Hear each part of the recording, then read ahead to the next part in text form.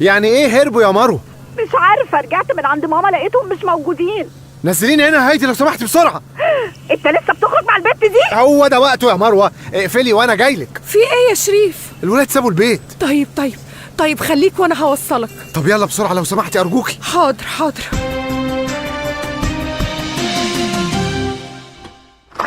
يا مروه تعالى يا شريف انا هنا. يعني ايه الولاد هربوا يا مروه؟ انا مش فاهم، مجاز راحوا السينما ولا الكافيه اللي في اخر الشارع؟ بس دول عمرهم ما خرجوا لوحدهم. انا لقيت الورقه دي. وريني الورقه فيها ايه. احنا اسفين مش هنقدر نكمل معاكم. يعني ايه مش هيقدروا يكملوا معانا واحنا كنا مخطوبين؟ انا خايفه يا شريف، خايفه لحد يخطفهم. انا مش عارف اعمل ايه. طيب ابلغ البوليس؟ عايز ولادي يدخلوا السجن. سجن ايه يا مروه؟ هم سرقوا الميكرويف، يعني هبلغ البوليس عشان يدور عليهم. الساعه 10 يا شريف، ميعاد نومهم فات. ما اجندة المواعيد بتاعتك دي اللي ضيعتنا. تفتكر هيناموا على الرصيف؟ انت بتعمل ايه؟ بحاول اتصل بيهم. الموبايلات مقفوله. طب تعالي ندور عليهم عند الجيران حوالين البيت في اي حته. حاضر. يلا.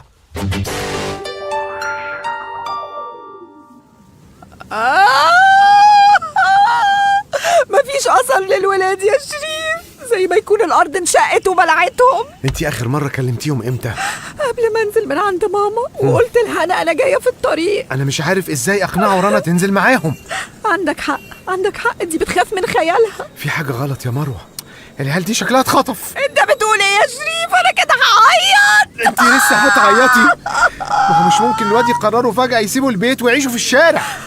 فعلا دول لما بيخرجوا من اوضتهم بيستأذنوا مني. بس اكيد اللي خطفهم يعرفوه كويس. هم يعرفوا حد غيرنا؟ يبقى انت اللي خطفتيهم يا مروه. اخطف ايه يا شريف؟ ولادك هربوا. احنا نروح القسم.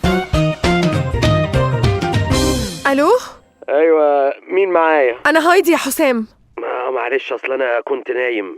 في حاجه؟ ولاد شريف هربوا. افندم؟ انا كنت معاه لسه دلوقتي ومراته اتصلت وقالت له انهم هربوا. هو ايه اللي هربوا؟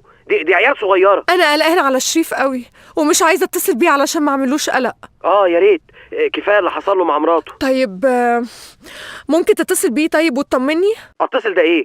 انا هروح له حالا. بس يا ريت تبلغني باللي بيحصل اول باول. يلا سلام. لو سمحت. ايوه يا استاذ.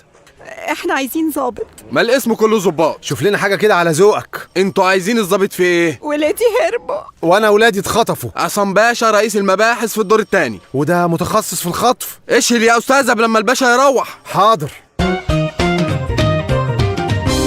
ايوه يا علا. في حاجه يا حسام؟ ولاد شريف هربوا.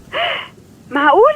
ايوه، انا هعدي عليكي ونروح له القسم. دلوقتي؟ دلوقتي، ما احنا لازم نقف جنبه يا علا. طب ما تروح تقف انت، انا مش قادره اقف. يلا يا علا البسي هدومك، مفيش وقت.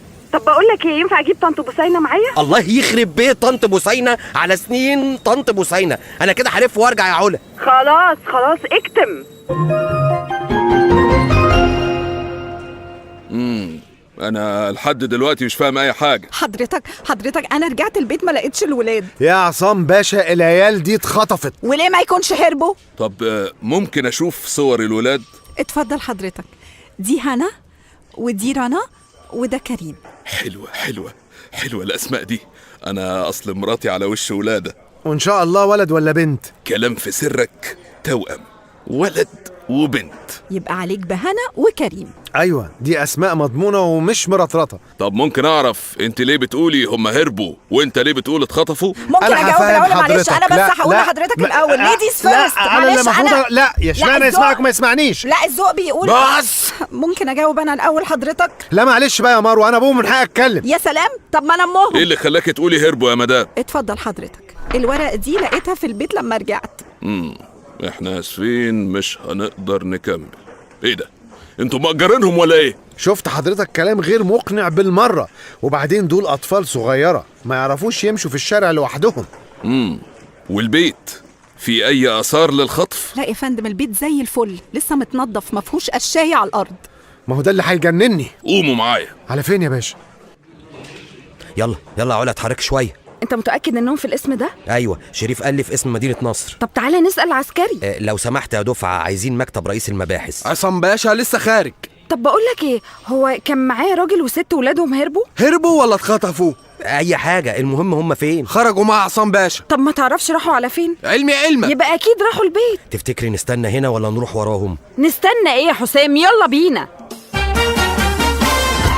ها، ايه الاخبار يا حسام؟ لسه والله بدور على شريف. هو انت ما تفلحش في حاجه ابدا. طب وانا اعمل ايه؟ رحت له الاسم لقيته رجع البيت. خلاص انا هتصرف، انا هكلمه.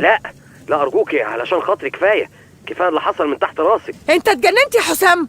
لا ما اقصدش، قصدي يعني بلاش دلوقتي، اديني نص ساعه وانا هكلمك. ماشي يا حسام.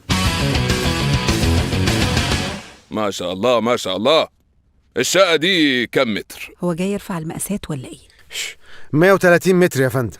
إيجار ولا تمليك؟ وبعدين بقى، هو جاي يشتري الشقة ولا يجيب لنا الولاد؟ استني بس يا مروة، أكيد الموضوع ده ليه علاقة بالمعاينة. الشقة دي تمليك يا فندم. حلو ما شاء الله. مش عايز تبيع؟ انا عايزة ولادي حضرتك. واضح كده من المعاينة إن مفيش أي أثر لدخول غريب في الشقة. أنت متأكدة إن ده خط رنا بنتك يا مدام؟ هنا حضرتك. أيوة خطها، هو خطها منعكش زي خط أمها، أنا عارفه.